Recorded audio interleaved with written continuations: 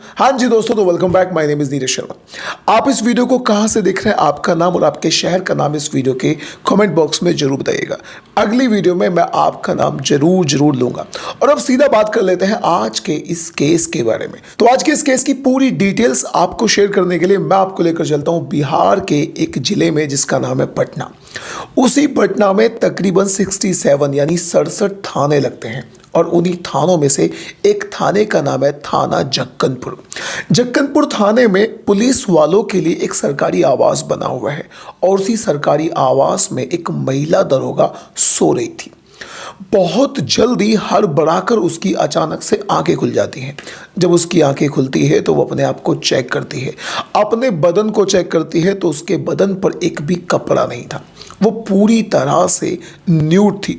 जब वो अपनी कंडीशन को, ऐसी कंडीशन को देखती है तो वो हक्की बक्की रह जाती है।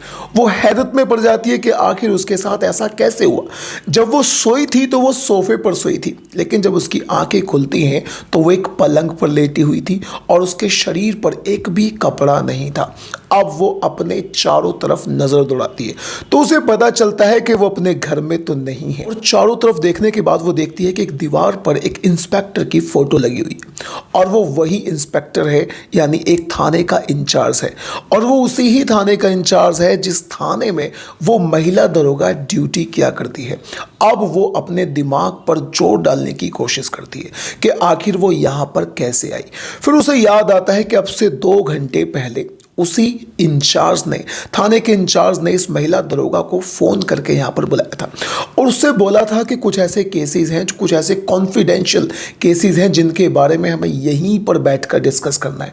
तुम आ जाओ, बैठकर बातें करेंगे और जानने की कोशिश करेंगे कि इन केसेस को हमें कैसे सुलझाने की कोशिश करनी है।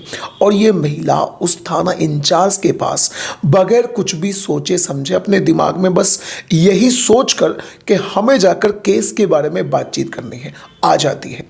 वो अपने सामने देखती है कि जो थाने का इंचार्ज था वो उसी के सामने बैठा हुआ था और उसके आते ही वो थाने का इंचार्ज अपने किचन में जाता है और उस महिला दरोगा से बोलता है कि क्या तुम चाय पियोगी। उसे चाय और कॉफ़ी ऑफर करता है, लेकिन वो सीधा सीधा मना कर देती है, बोलती है कि नहीं, मुझे चाय या कॉफ़ी नहीं पीनी। लेकिन वो दरोगा उस पर हल्का सा जोर डालता है। जो थाने का इंचार्ज था वो उस पर हल्का सा जोर डालता है और उससे बोलता है कि कोई प्रॉब्लम वाली बात नहीं है, चाय पीकर ही बातें करेंगे। और वो उसे चाय ऑफर कर देता है। महिला दरोगा चाय में 2-3 घूंट भरती है और 2-3 घूंट भरने के बाद ही उसे पता नहीं चलता कि वो कहाँ पर थी। अब तक महिला ने इतना सब कुछ याद करने की कोशिश करी थी। अब एकदम से इसके सामने थाने का वो इंचार्ज आता है और वो इंचार्ज इससे एक बात बोलता है, जिस बात को बोलने के बाद ये महिला की आंखों में आंसू आ गए थे।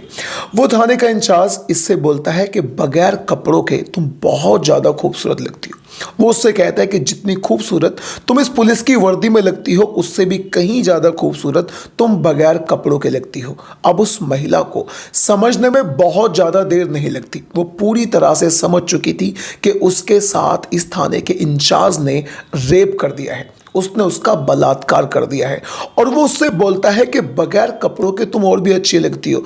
और वो तुरंत अपने मोबाइल को निकालकर उस दरोगा के हाथ में थमा देता है और वो उस मोबाइल में देखती है कि उस मोबाइल में उसी ही महिला दरोगा की एक न्यूड वीडियो पड़ी हुई है।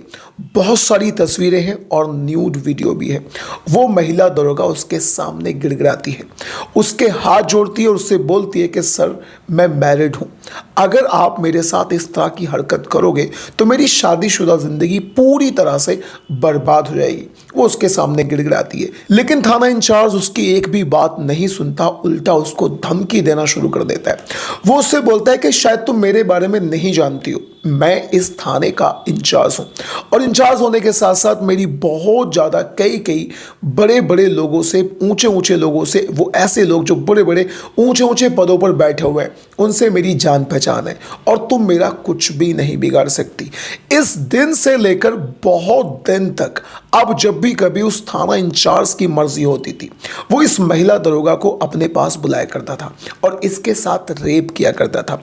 इसी रेप की वजह से 13 सितंबर 2023 को ये महिला दरोगा प्रेग्नेंट भी हो जाती है और जब एक दिन ये इस प्रेगनेंसी वाली बात को इस थाना इंचार्ज से बताती है, उसके सामने आती है, गिड़गिड़ाती है, उससे बोलती है कि जो भी तुम कुछ मेरे साथ कर रहे हो इसे करना बंद कर दो, क्योंकि तुम्हारी इसी हरकत की वजह से अब मैं प्रेग्नेंट भी हो चुकी हूं।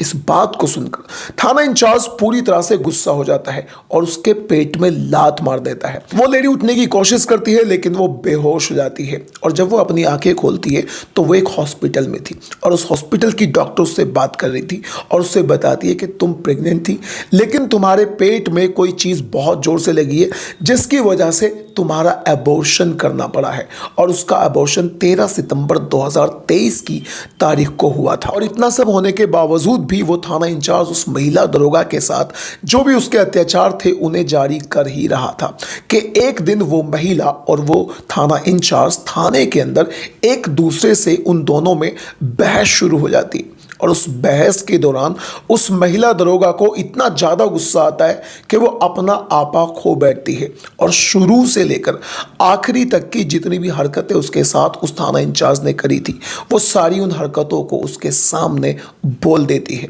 एक एक करके बयां करना शुरू कर देती है। गुस्से में वो सारी बातें बता देती है और उस थाने के अंदर उस समय पर और भी कई सारे सिपाही थे, दरोगा थे और कुछ ऐसे लोग भी थे जो अपनी रिपोर्ट्स वगैरह दर्ज कराने के लिए उस थाने के अंदर आए हुए थे। वो महिला दरोगा इस दिन इतनी ज्यादा गुस्सा हो जाती है कि उसी दिन उस थाना इंचार्ज के खिलाफ एक्शन लेने की भी तैयारी कर देती है। जब वो थाना इंचार्ज देखता है कि वो दरोगा बहुत ज्यादा आगे बढ़ चुकी है, अब वो उसकी बातों में नहीं आने वाली, तो वो 6 दिन की छुट्टी लेकर वहां से भाग जाता है। उसके बाद में वो महिला दरोगा अपने पति के साथ बड़े बड़े अफसरों के पास जाती है और उस थाना इंचार्ज के खिलाफ रिपोर्ट दर्ज कराती है और बड़े बड़े जितने भी ऑफिसर्स थे वो इस केस में छानबीन करने की कोशिश कर रहे हैं। उस थाना इंचार्ज का नाम था सुदामा सिंह। सुदामा सिंह के खिलाफ जितनी भी डिटेल्स हैं उन सारी डिटेल्स को इकट्ठा करने की कोशिश कर रहे हैं और ये जानने की कोशिश कर रहे हैं कि यहाँ पर केवल गलती सुदामा सिंह की ही थी या फिर इस महिला दरोगा का भी इस केस में कोई रोल था, इसने भी उसके साथ अपनी मर्जी से किया था या फिर उसने ज़बरदस्ती उस औरत को, उस दरोगा को ब्लैकमेल करने के बाद उसके साथ ये हरकतें करी थी। अब अगर इस महिला दरोगा ने अब से शुरुआत में ही ये कदम उठा लिया होता तो शायद उसे 2-3 सालों की ये जिल्लत नहीं झेलनी पड़े। उस थाना इंचार्ज के खिलाफ रिपोर्ट भी दर्ज हो चुकी है। रिपोर्ट दर्ज होने के बाद उसका सहरसा नाम के एक दूसरे जिले में ट्रांसफ़र भी कर दिया गया है। लेकिन दोस्तों आप बताइएगा क्या ट्रांसफ़र करना इस बात का कोई हल है? उसके खिलाफ कड़ी से कड़ी सख्ताई होनी चाहिए, उसके खिलाफ कड़े से कड़ा एक्शन लिया जाना चाहिए। अब दोस्तों इस तरह के केसेस के बारे में आप क्या कहना चाहते हैं? अपनी राय कमेंट बॉक्स में जरूर बताइएगा। और दोस्तों अगर आपको क्राइम स्टोरी सुनना अच्छा लगता है then do subscribe to this channel.